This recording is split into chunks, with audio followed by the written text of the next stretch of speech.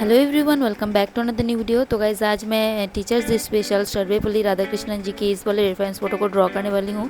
तो आप लोग भी मेरे साथ इस ड्राइंग को कर सकते हो एंड इस रेफरेंस फ़ोटो का लिंक आप लोगों को डिस्क्रिप्शन पे मिल जाएगा। आप लोग वहाँ से डाउनलोड कर लेना और आप लोग कमेंट करके भी बताना किस मीडियम से इस ड्राइंग को कंप्लीट करना है। तो चलो अभी स्टार्ट करते हैं। ओके, तो काफ़ी लोग पूछते हैं कि मैं कौन सा ग्रिड मेकर ऐप यूज़ करती हूँ। तो यहाँ पर आप लोग देख सकते हो ग्रिड ड्राइंग एप्लीकेशन का ही मैं यूज़ करती हूँ और इस एप्लीकेशन को प्ले स्टोर पर आप लोगों को नहीं मिलेगा। तो इसको किस तरीके से डाउनलोड करना है वो इसके लिए मैं एक वीडियो अपलोड कर दिया हूँ। थोड़ा ओल्ड वीडियोज़ में आप लोग सर्च कर लेना मेरे चैनल पर, तो वहाँ पे आप लोग को मिल जाएगा। और नहीं तो डिस्क्रिप्शन पे भी मैं उस वीडियो का लिंक दे दिया हूँ, तो आप लोग चेकआउट कर लेना। और यहाँ पे एक एक बॉक्स का साइज़ में 25 mm करके सिलेक्ट किया हूँ। तो चलो अभी फ़ोटो को यहाँ से सेव कर लेते हैं। ओके, तो ये सेव्ड हो गया है गैलरी में। तो चलो अभी पेपर के ऊपर ग्रिड को बनाते हैं।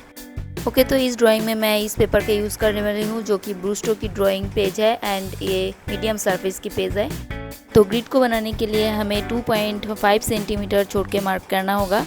तो यहाँ पर आप लोग ऊपर में नंबर जो दिख रही हो उसी नंबर पे आप लोगों को मार्क करना है एंड मार्किंग नंबर्स पेपर के चारों तरफ मार्क करना है। तो कैसे कैसे करना है वो आप लोग देखो एंड मैं जैसे कर रही हूँ आप लोगों को भी सेम वैसे ही करना है।